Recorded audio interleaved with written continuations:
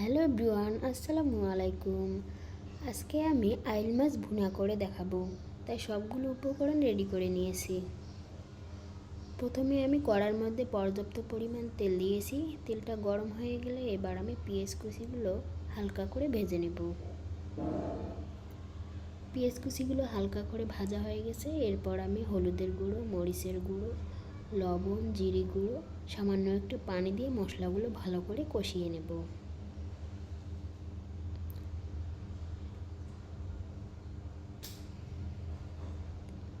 মশলাগুলো ভালো করে কষানো হয়ে গেছে। এরপর আমি আইল মাছগুলো দিয়ে দেব।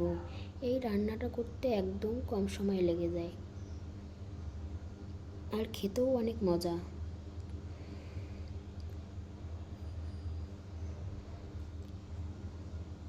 আইল মাছগুলো মশলার সাথে ভালো করে মেখে নিয়েছি।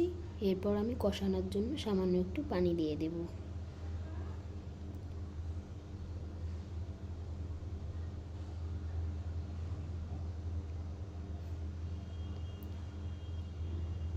এই পর্যায়ে আমি আলতো করে ঘুরিয়ে দেব যাতে মাছগুলো ভেঙে না যায়। এবার আমি ঝোলের জন্য পানি দিয়ে দেব।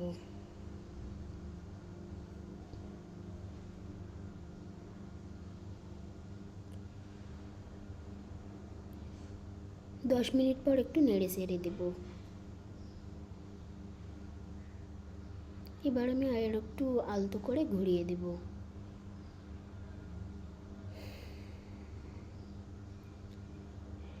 এই পর্যায়ে আমি তরকারিটা নামিয়ে দেব।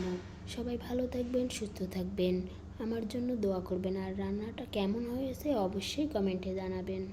আল্লাহ হাফেজ।